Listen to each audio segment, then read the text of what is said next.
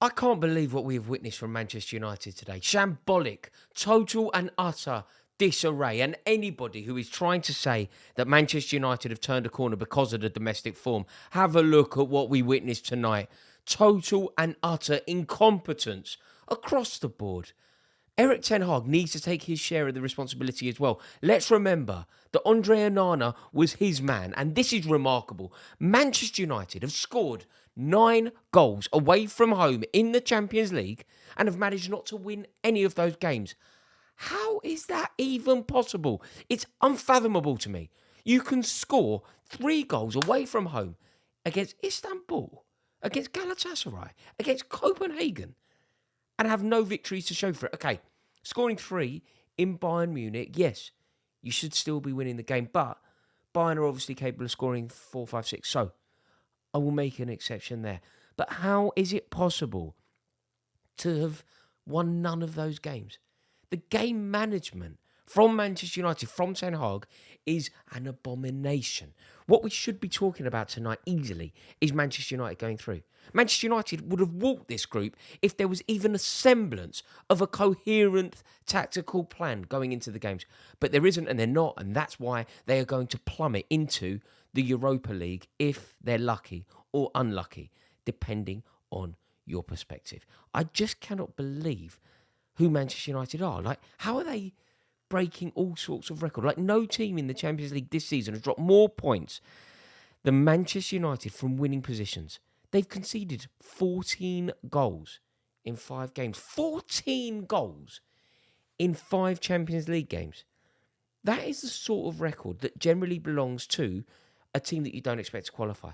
When Chelsea played against a Cypriot side, Famagusta, you think, okay, they're going to concede those sorts of goals. I remember Genk were in the Champions League one year. They really struggled, conceded a lot of goals. How can you possibly concede 14 goals in 5 games if you are Manchester United? How can Manchester United fans be backing a manager who is overseeing this abysmal, unacceptable run in Europe's premier competition? Manchester United have a rich pedigree in this competition. They are serious players on the European stage. And yet this is embarrassing. This is a total and utter travesty for who that club are. And let's face it now, whether they get through or not, what is the point of Manchester United going through now? Let's say it goes their way in the final game. They manage to beat Bayern Munich somehow because Bayern play a rested team. What's the point? What's the point in going through when you were churning out these sorts of performances? What's the point in going through when you were clearly letting yourself, your fans, and everyone down? Like, I just cannot believe what we're witnessing. And Andre Onana needs to take his share of the responsibility here. You know, when he does something impressive, for example, the last-minute penalty save against Copenhagen, which is actually Manchester United's only win in the Champions League group so far. When he did that, people gave him loads of plaudits. You know, he turned the corner. This is what he is. This is why we signed him. This is why we got rid of De Gea. This is the moment. This is what Ten Hag's all about. Okay, fine. But the mistakes are enough outweighing the points that he's securing. He is a liability. He's 27 years old, you know. I thought he was a bit younger than that. He is an absolute liability. And tonight, he faced an awful lot of chances, right? He had 17 shots Galatasaray managed to muster. The geezer saved 1. Compare that to the other end. 18 shots Manchester United had. Galatasaray's keeper saved 6. And Onana saved 1. Like, it's ridiculous. He costs so much money. He's a £50 million goalkeeper.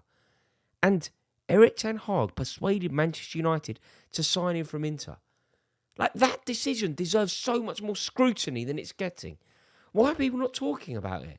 Like, you know when signings don't work? Sometimes you really do hold the manager accountable. For example, Kai Havertz, okay, he's had a bit of a run, fine. But Kai Havertz, Mikel Arteta. People really question Mikel Arteta and his decision-making and his comprehension of what his team needs because he signed a player like Havertz. Why is that not being extended to Eric Ten Hag? He got this so wrong. And this isn't an exaggeration. This isn't hyperbolic. This is fact. Andre Onana has cost Manchester United Champions League qualification. Andre Onana, the £50 million signing the goalkeeper that they brought in for the furtherance of their club, to go further in the Champions League, to win the Champions League. He was going to bring the experience of getting to a Champions League final. He was the guy to be the difference, maybe. He has cost them progression in the Champions League. Andre Onana has done that. And I think it's fair to say now that this isn't how I see football at all, but Manchester United fans know their club far better than I do. The feeling I'm picking up from Manchester United fans is that they want to swerve European football altogether now. The club obviously won't feel like that. Erik ten Hag obviously won't feel like that. But I think the fans are hoping to sort of escape Europa League football. I just can't believe it. You know, we're constantly hearing Onana's found his rhythm, found his form. His performances in the league recently have been great. And they're just not true. You know, those thoughts, those projected feelings are simply not true.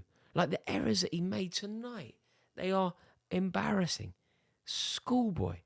And it makes me question, you know, people saying that he's one of the best performing goalkeepers in the Champions League last season. How true was that?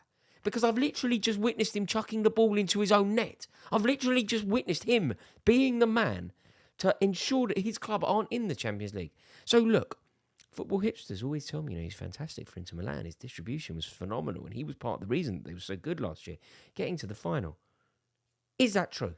I'm not going to pretend to have watched loads of Inter Milan games. Watched them in the Champions League against AC, watched them in the Champions League final, but very rarely watched them. Can someone let me know, how good is he? Because I swear to you, I've seen him throw the ball into his own net more than I've seen him save Manchester United. He's made more errors.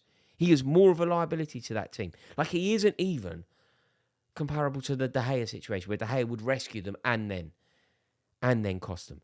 I swear, aside from Copenhagen, I think it just cost them. And you've got to remember, he gets away with it as well. First day of the season, Wolverhampton Wanderers, remember? There have been so many errors. And look, the vast majority of these videos focused on Onana, and that's probably unjust, because Manchester United could have still won the game.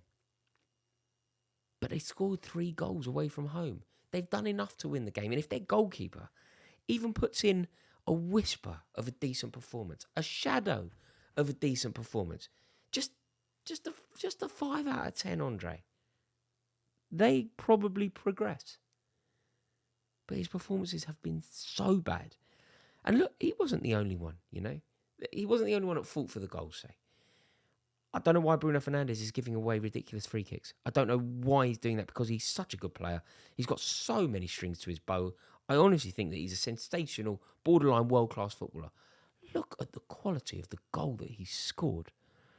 You know, just truly, truly brilliant. But the daft free kicks that he gave away that led to the goals, totally unnecessary. But it's Onana. It's Onana. Can you believe, actually, the fact that I just brought up the goal that Bruno Fernandes scored there? This is the problem with Onana. We're talking about Onana for the vast majority of this video. How long have I been going? Go for 8 minutes. Onana. All of the positives I should be talking about, I haven't had time to touch on. I haven't mentioned Garnacho scoring a fabulous goal in the Champions League, his debut goal in the Champions League, I believe, off the back of scoring one of the best goals that I've ever seen the other day. One of the best. And scoring again, doing that karma, you know, the Cristiano Ronaldo karma celebration to the Galatasaray fans. Like, these are things I want to talk about. These are things that are beautiful in football. Bruno Fernandes scoring one of the best goals seen in the Champions League so far this season. The strike, the quality, the pedigree, and the circumstance. Elite. Haven't spoken about it. Scott McTominay, proving to be an impressive player. Again for Manchester United, becoming one of their reliable, important players. He's done it again. He's popped up with a goal. Should be talking about that. Haven't mentioned it. Harry Maguire looking good again. You know, played well again. Haven't really spoken about it.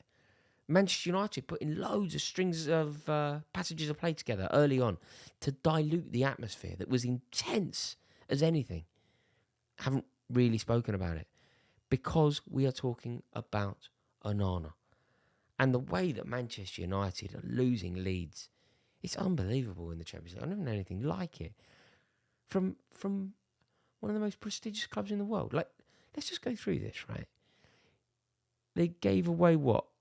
A 1-goal lead versus Galatasaray the first time. 1-goal lead before the sending off. Ended in a loss. The next game, Copenhagen, right? It was 2 goals and a 1-goal lead. Ended up in a loss. Galatasaray tonight was 2-goal leads. Ends in a draw. Like with any form of sort of half-decent game in-game management, United would be through this group already. Like, terrible. How can they not close out from 2-0 and 3-1 up? Even late on, they had so many chances. That Palistri. Wrong decisions. Incorrect choices chosen. But yeah, this is who they are. I can't believe it. And I am shell-shocked with what we witnessed. But wasn't it fun? Wasn't it good? I just don't know where Manchester United go from here, though. I really don't. So much to talk about. I loved it. What a game of football. Let me know your thoughts in the comments below. Unbelievable. Do me a favour, like this video if you've enjoyed it as well. Really does help me out. And click subscribe in a bit.